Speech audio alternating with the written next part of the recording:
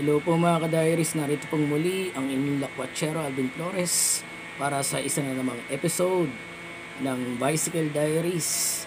Panibagong series na naman ang ating tatahakin mga ka-diaries. So kung inyo napapansin at napapanood yung previous stories ko na may bago tayong impormasyon na ipapakalat at i-educate natin ang mga tao sa iba't ibang mga batas na nagpoprotekta sa karapatang pantao natin, maging man sa pagdidesisyon natin sa ating health freedom. Kung ang isang tao ay nagdesisyon na ito ang kanyang i-take, so karapatan niya yun na pinoprotektahan ng ating konstitusyon.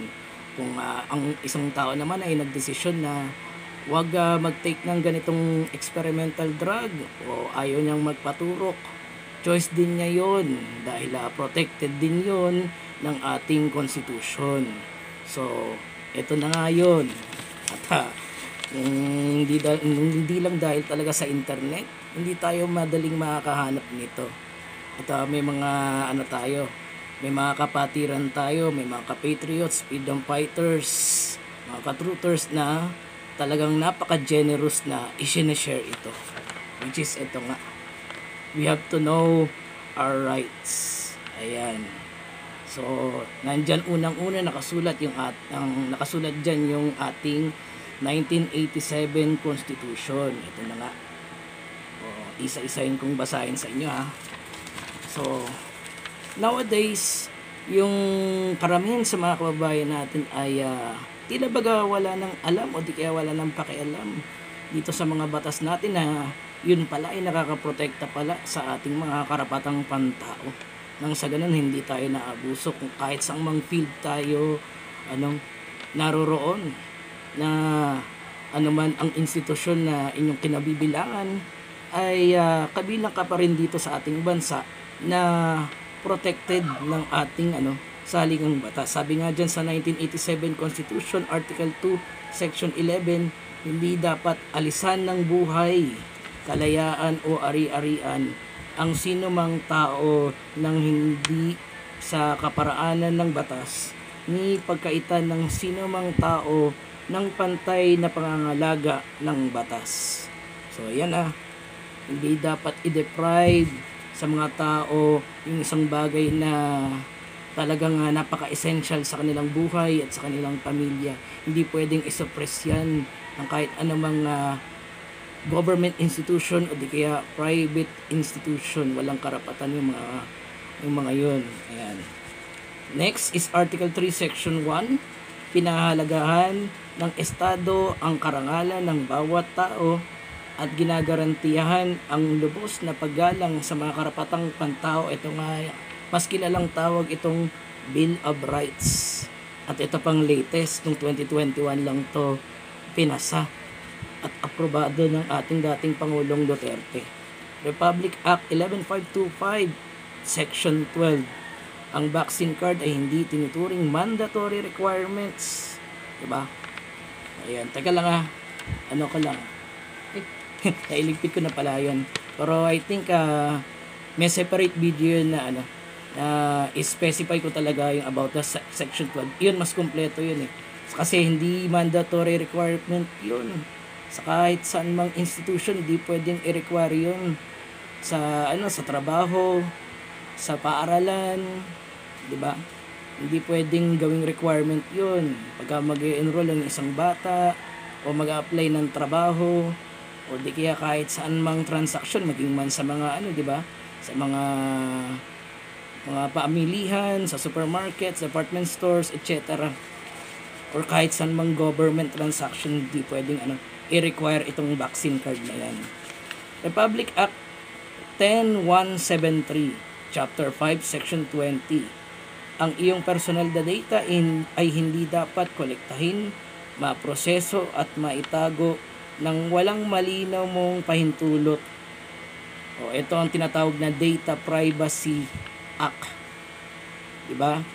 Hindi dapat tayo basta-basta nagbibigay ng data, ng personal information natin sa kahit sino na wala kang kasiguraduhan kung talaga bang i-secure nila yun, kung protektahan ba nila yun, diba?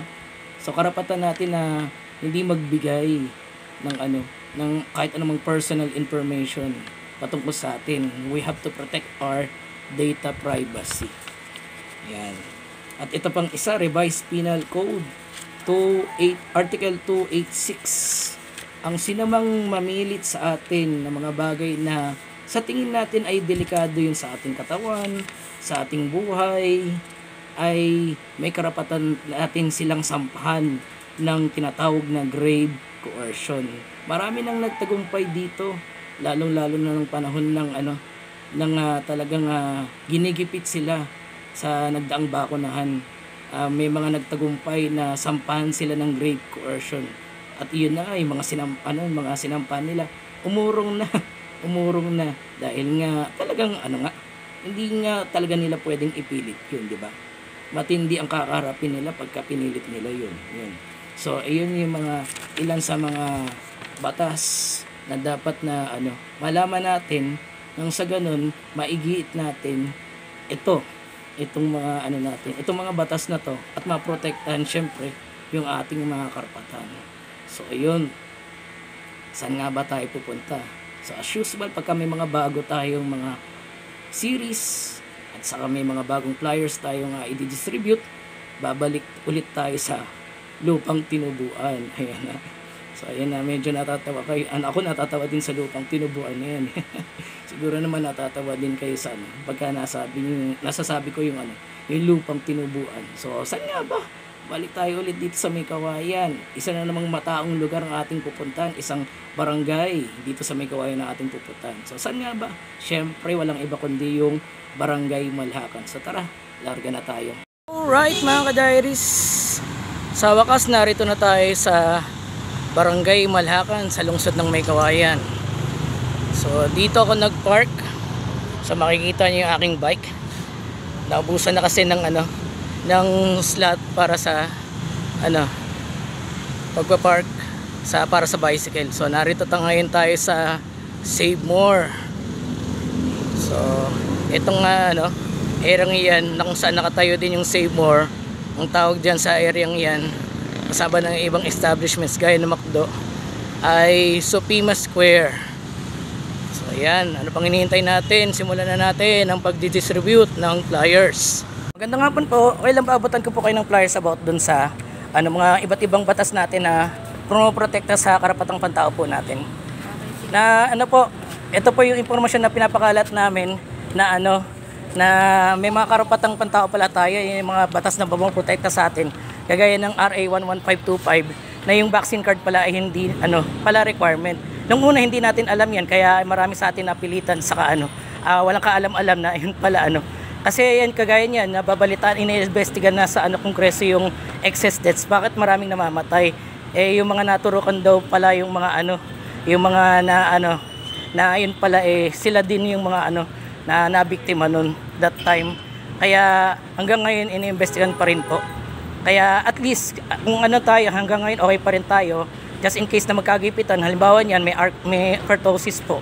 At least kung may magkagipitan, alam na natin na hindi na dapat tayo magpaturok pa at saka hindi na tayo mag-comply para baka mapasama po tayo sa mga mga excess deaths po yun. Wag naman po sana. At least alam po natin na ayaw na po tayo doon. Magandang hapon po. Abutan ko lang po kayo ng mga batas na promoprotekta sa karapatang pantao natin. Na yan pala, yan yung mga at least alam na natin na just in case kagaya niyan yung kurtosis na babalitaan natin.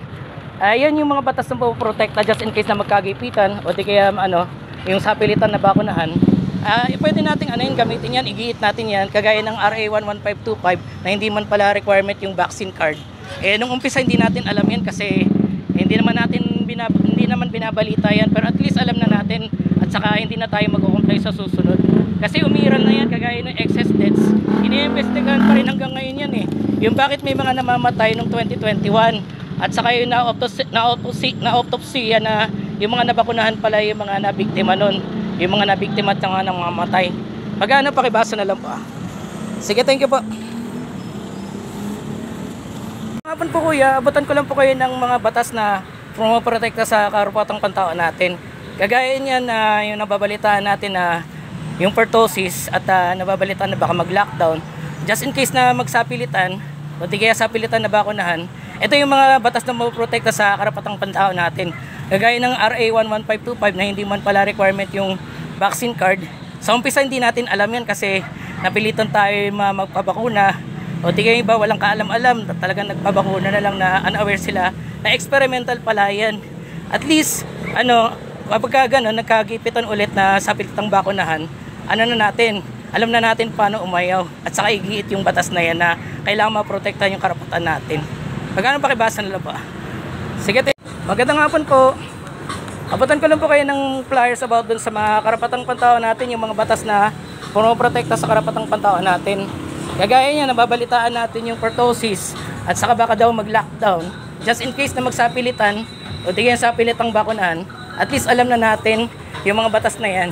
Yan pumoprotekta sa karapatang pantao natin. Kagaya ng RA 11525 na hindi man pala requirement yung vaccine card. Sa umpisa hindi natin alam. Kaya maraming napilitan na magpabakuna.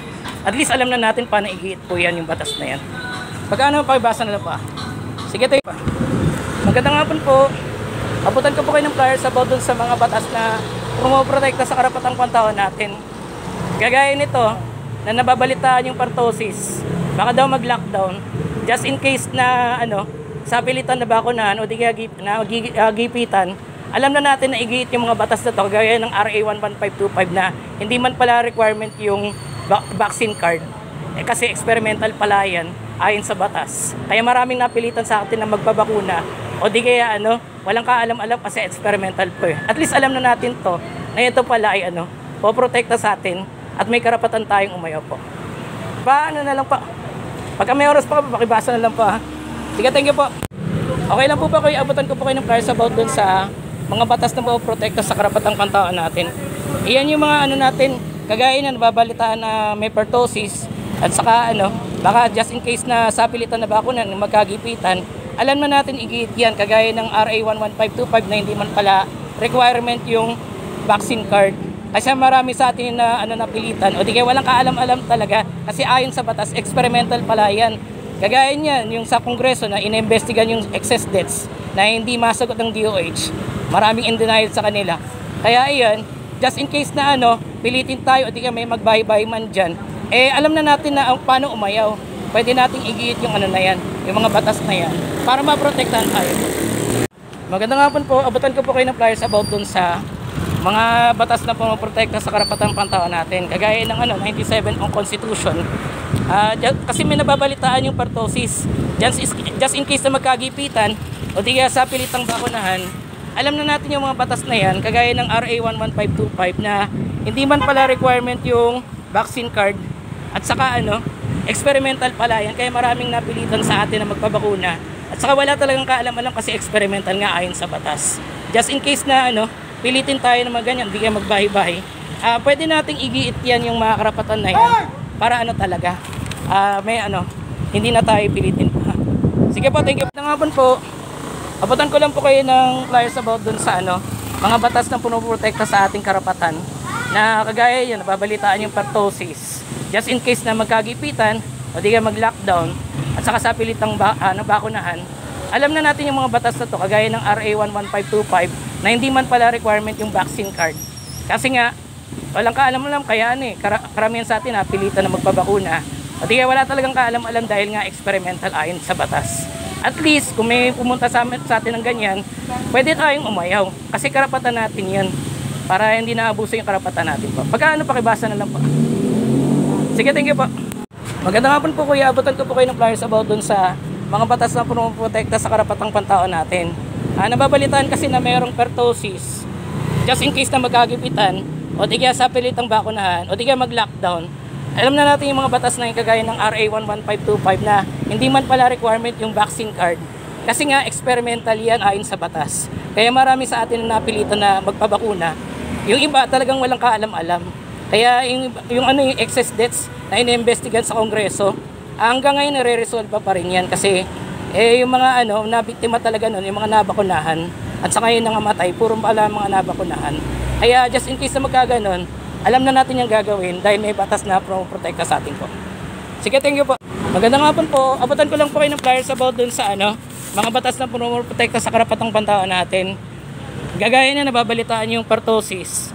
Just in case na magkagipitan o di kaya sa pilitang bakunahan o di kaya lockdown, alam na natin yung mga batas na yan, kagaya ng RA 11525 na hindi man pala requirement yung vaccine card. Kaya marami sa atin yung napilitang magpabakuna. Ayun pala yung experimental yan ayon sa batas. Kagaya yung excess deaths, hanggang ngayon iniimbestigahan pa rin sa Kongreso po kasi nabalitaan na yung mga nabiktima nun sa nangamatay, puro pala mga naturukan po. At least next time alam na natin na paano umaya kasi protektado tayo ng mga batas na yan po. Sige, thank you. Abutan ko po kayo ng flyers about dun sa mga batas na protekta sa karapatang pantao natin. Kagaya niya na nababalitaan yung pertussis at saka just in case na mag-lockdown di kaya sa pilitang bakunahan, alam na natin yung mga batas na yun kagaya ng RA 11525 na hindi man pala requirement yung vaccine card. At saka alam na natin next time just in case na magkaano po. Sige, thank you po. Magandang hapon po. Abutan ko po kayo ng flyers about dun sa mga batas na protekta sa karapatang pantao natin.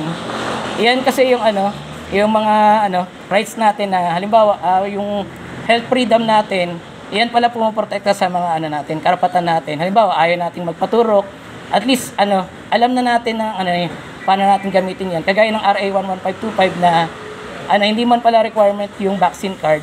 Pero kung marami sa atin na pilitan na magpabakuna, ay at least mangyari yung mga ganun, halimbawa ayaw na nating magbabakuna ulit, alam na natin na gamitin yan at saka igiit. Kasi yan naman talagang pumuprotekta sa atin po. Sige, thank you. Magandang hapon po. Abutan ko lang po kayo ng flyers about dun sa mga karapatang pantao natin, yung mga batas na pumuprotekta sa human rights natin. Kagaya na nababalitaan yung pertussis, baka daw mag-lockdown, just in case na magkagipitan o sapilitan na bakunahan. Alam na natin ang gagawin natin, kagaya ng RA 11525 na hindi man pala requirement yung vaccine card. Diyan is in case na magkaganon, pwede natin gamitin to na protection para hindi tayo naabuso at saka talagang may right to life po tayo. Magkano pakibasan na pa? Magandang hapon po. Abutan ko po kayo ng flyers about dun sa mga batas na protekta sa karapatang pantao natin. Kagaya niya nababalitaan yung pertussis, just in case na magkagipitan o di kaya sa pilitang bakunahan, at least alam na natin ang mga to. Kagaya ng RA 11525 na hindi man pala requirement yung vaccine card. Kaya marami sa atin napilitan na magpabakuna. O di kaya iba wala talagang kaalam-alam kasi experimental man talaga yun ayon sa batas. Kaya yung excess deaths na hanggang ngayon iniimbestigahan pa rin yan sa Kongreso. At least kung may mangyari man ng ganito, alam na natin na umayaw po. At least alam na natin igit yung batas na yun po. Sige.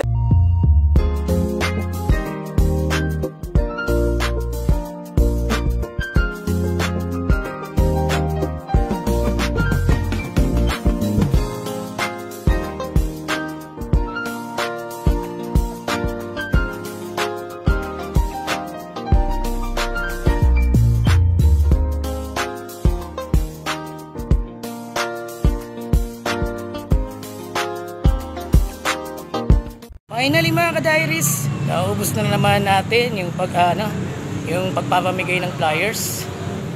Ay, talaga nga naman ang buhay. Talagang hindi mawawala sa life yung rejections.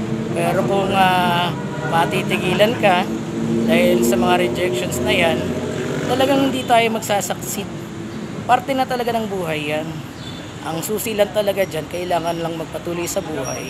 At malay mo, may mga makausap tayong tao na someday may enlighten. Hindi man ngayon, pero sa mga darating na panahon, pagka na-educate mo sila, pagka nabigyan mo ng flyers at naimpormahan mo, may enlighten yan at ma-educate. Just have faith and keep on praying. So hanggang ngayon, nandito pa rin ako sa may Save More. Ayan, yan yung na yan, Save More yan. Yung dilaw na nakikita nyo, Save More. Magkakatabi yan. Mang Inasal, Macdo, matapat lang yan yung Jollibee, etc. So yun, matagumpay na naman yung episode na to sa pag-educate sa iba't ibang mga batas na pumoprotekta sa karapatang pantao natin. Talagang kailangan nating alamin kung ano ang mga karapatan natin. Mga diaries, huwag natin kalimutan na i-like, i-share ang video na ito.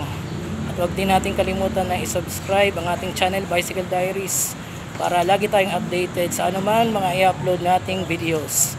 Kaya hanggang sa muling pag-flyering, kita kits at God bless.